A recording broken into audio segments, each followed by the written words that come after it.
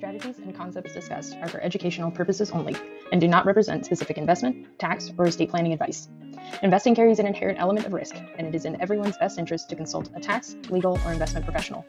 Beth Williams is an investment advisor representative of, and advisory services are offered through USA Financial Securities Corp., a registered investment advisor. Megan Carney, Megan S. Carney PLLC, and Financial Arc Builders are not affiliated with USA Financial Securities Corp. Welcome to Money Healing. I'm your co-host, Beth Williams. And I'm your other co-host, Megan Carney. We're here to talk about money and our feelings related to it. I'm a psychologist who specializes in helping sensitive people. And I'm a financial planner. We both talk to everyday people just like you about these topics. Everyone's mental health and money health journeys are so different. And as unique as we all are, there are some common themes when it comes to how our emotions impact our money and vice versa. And it's those common themes that we are going to be discussing together, both the themes themselves and some ideas from us about how to move forward and heal your relationship with money. In the next bit of episodes, Megan and I will be unpacking the various emotions and trauma themes that we've encountered within our observations over the last few years. We discovered that people fell into one of two camps, one that knows their numbers and where they are financially, and those that don't know their numbers and where they are financially.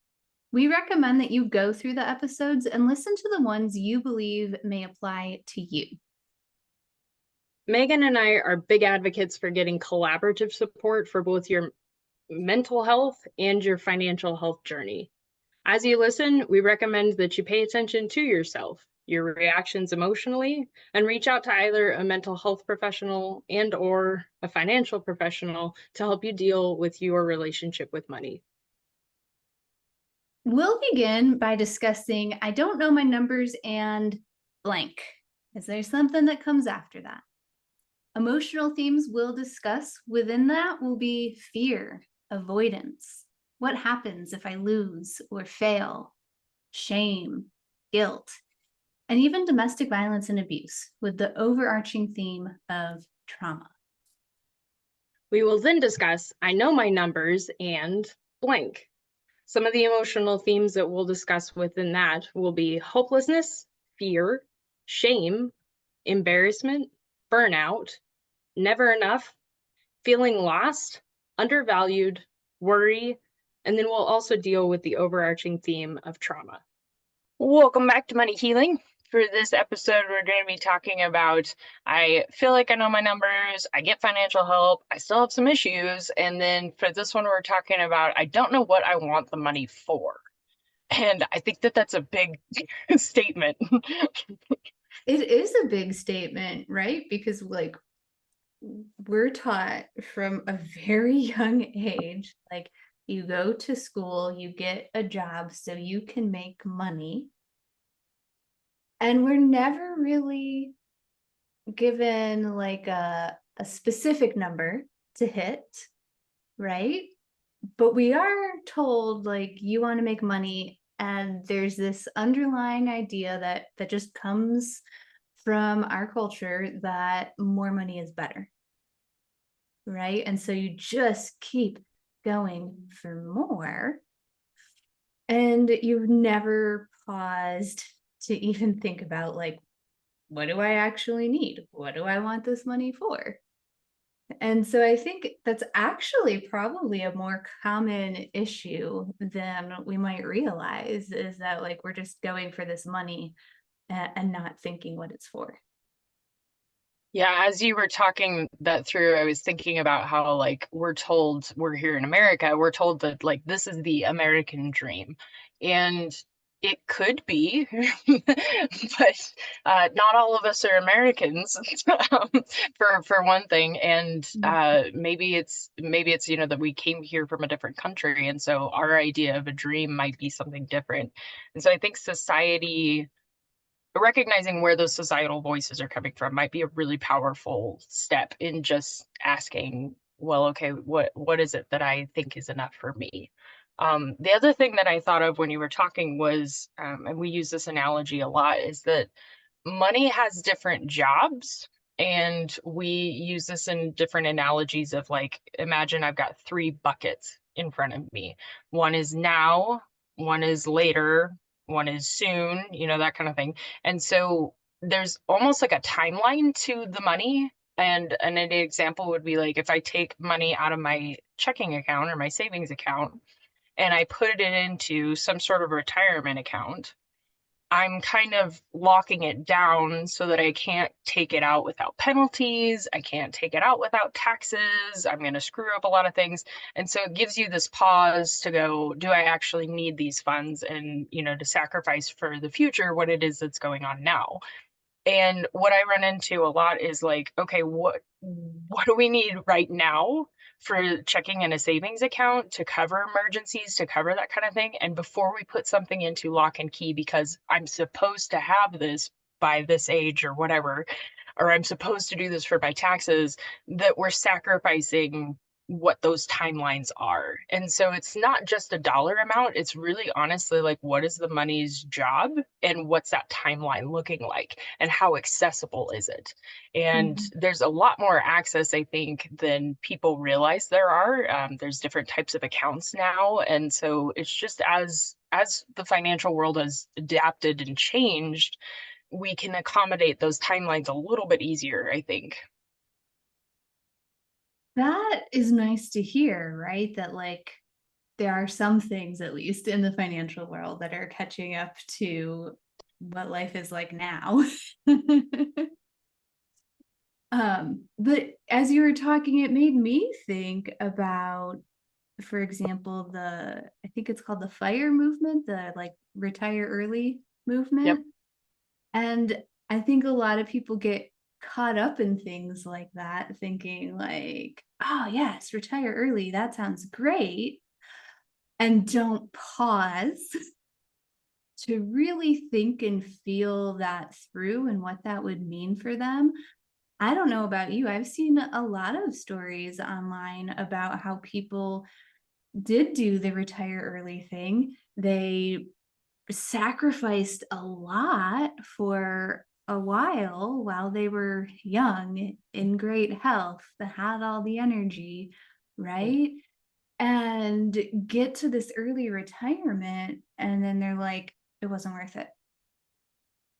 Yeah, and it's funny because I think some of the problem is, and this really comes back to what we define retirement as here in my Right. company, we define that as I'm not doing what I have to do and I start doing what I want to do, even if that's the same thing.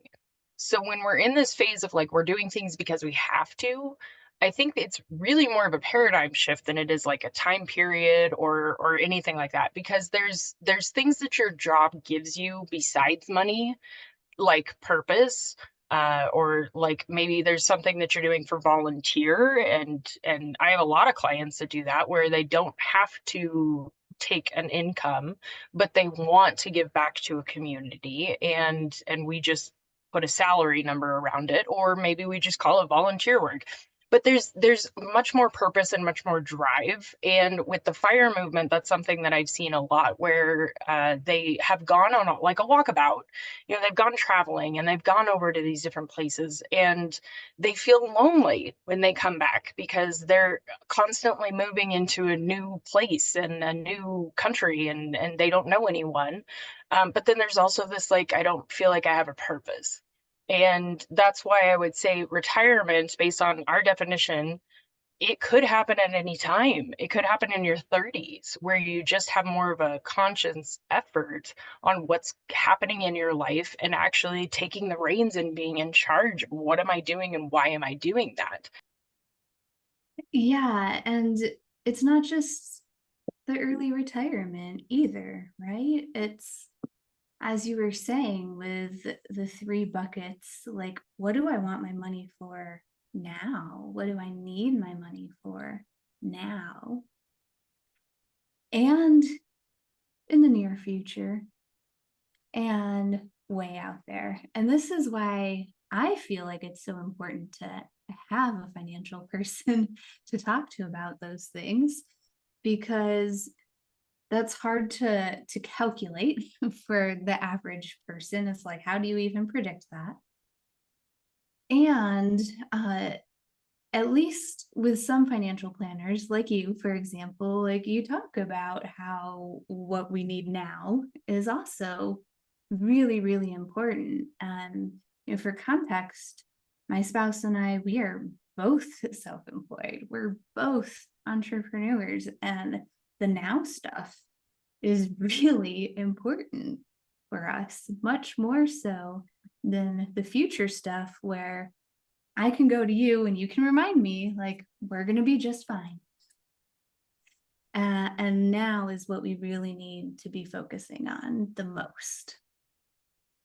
Yeah, and in that case, if you're an entrepreneur, the now is super important. I'm also a small business owner. I get it, where you're building up something that's going to give you an income for the rest of your life, or it's going to be sold to someone, and now you get a chunk of cash that you get to eat off of. And so, I mean, that is really just seeing beyond the numbers, who is the person and what's going on.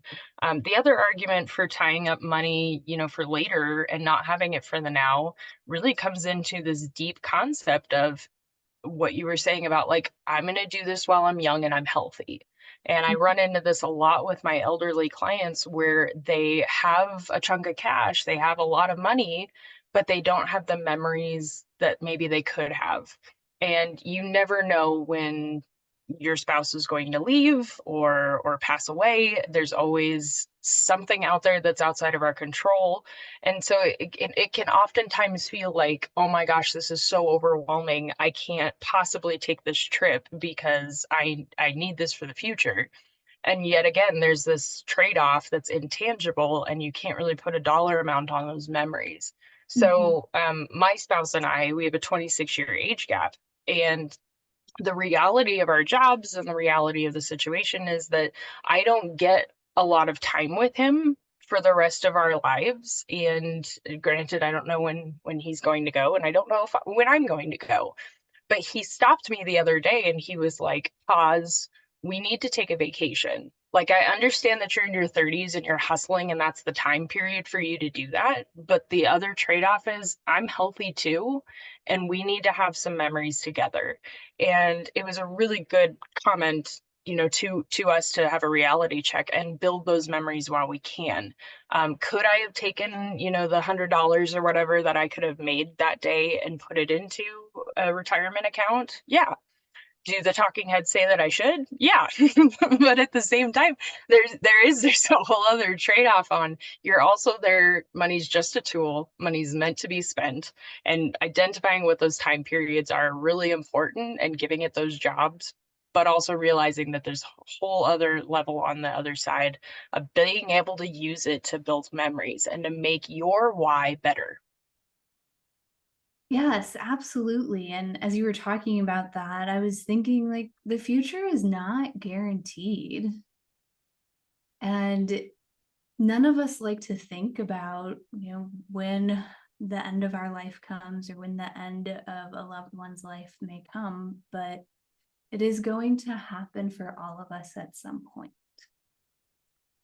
And we need to find that harmony, right? Of like, how can we spread the wealth over the years so that we are enjoying now and we're not going to be in pain in the future, right? Again, talking to somebody who can help you really understand what those numbers looks like, super important. But also, like, if you can't sit with that yourself and think about what's important to you for yourself, like, maybe it's time to talk to somebody about that. Yeah, I was talking with a couple of young professionals the other day, and they had quite a bit of cash left over at the end of the year, and they felt like, because of societal stuff, they should have this amount, they should do this, they should do that. And they had all of those things. They were in fantastic shape financially. And we had this whole moment of, okay, here's here's looking at the spreadsheets, or here's looking at the plan, here's how this plays out, and you guys are going to have a lot of money by the time that you come to retire. Are you also going to have the memories from when you're healthy? And this was a perfect time in their lives to take a trip to Europe for a month. I don't know what you want to do, but it's supposed to be there to be spent. And so we've got enough in those buckets. We've got enough in the later.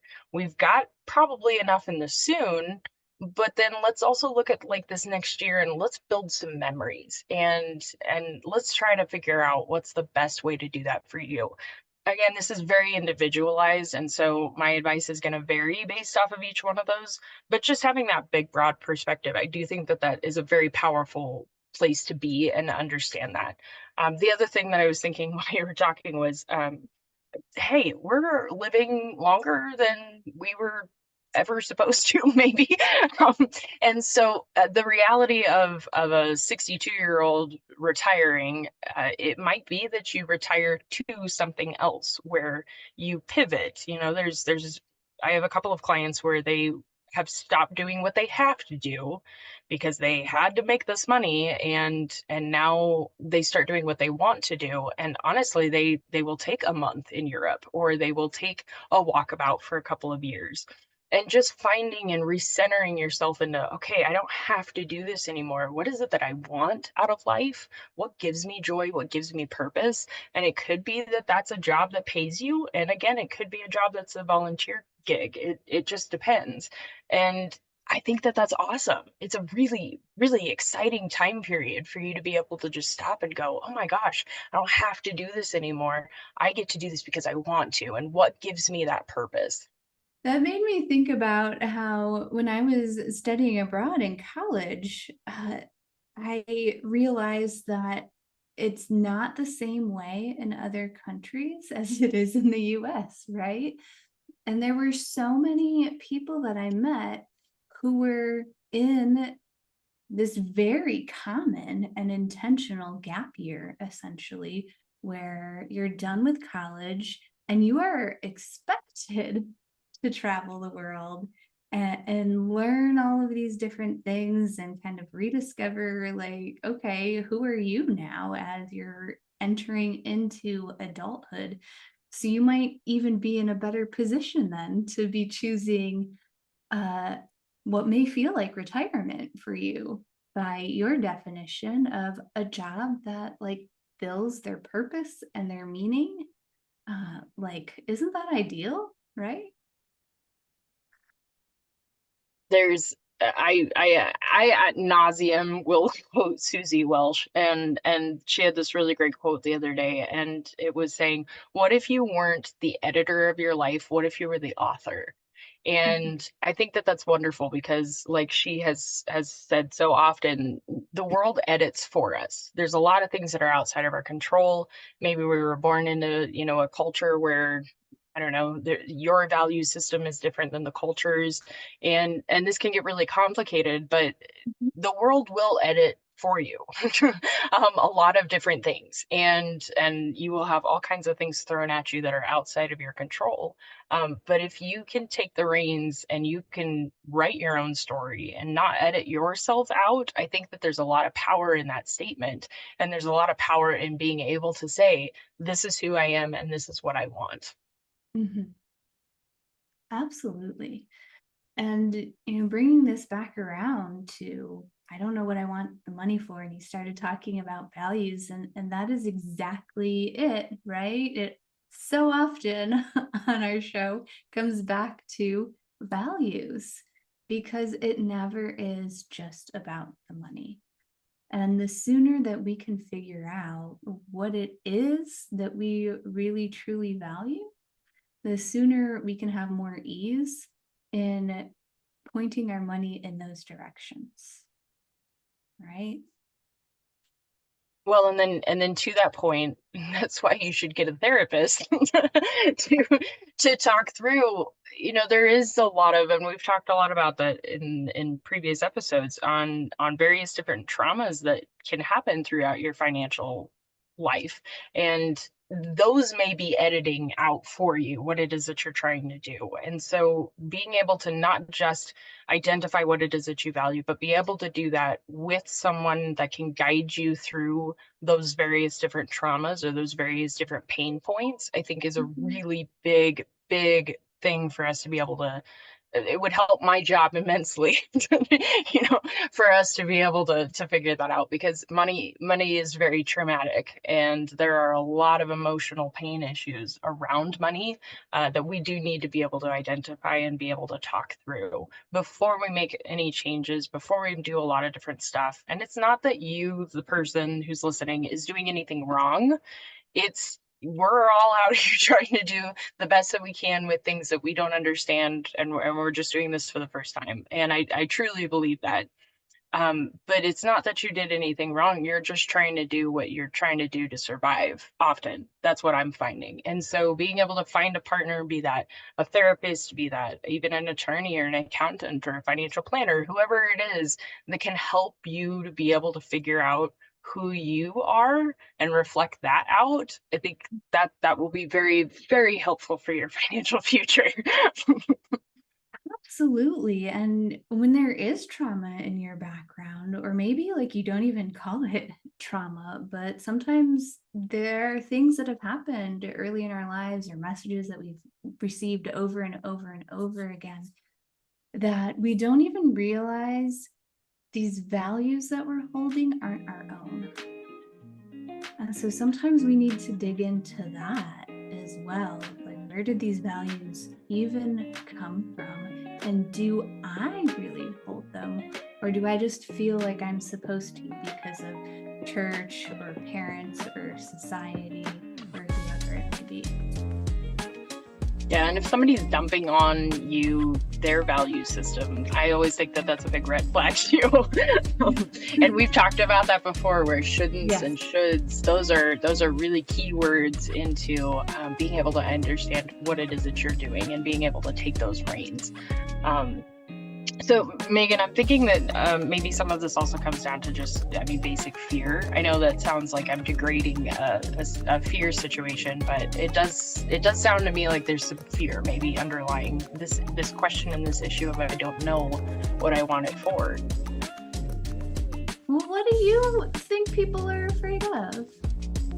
I honestly wonder, and this goes into our next episode, if maybe some of the fear is like, I have something in my head and I'm just not being honest about it, and I'm editing myself out and that kind of thing. So maybe that just goes straight into our next episode. I would say that's probably what I feel like most people are afraid of, is being able to be honest about what it is that they want and actually go for it. Yeah, there's so much to unpack there, and I think you're right, that does go into our next episode, because what you're talking about is this like maybe insecurity or fear of judgment, and like, well, if I do put my money in this pot instead of that pot, what are people going to think? How are they going to respond to me? So then I guess we'll just go straight over into our next episode. Yeah, hop on over to the next one as soon as it's out. So our next episode is going to be entitled specifically, I Have a Dream, but I'm Not Going For It. And we'll see you over there. By the way, I haven't mentioned this in a couple of episodes. If you have any feedback for us at all, you can connect up with Megan and I via our websites, and the links are below.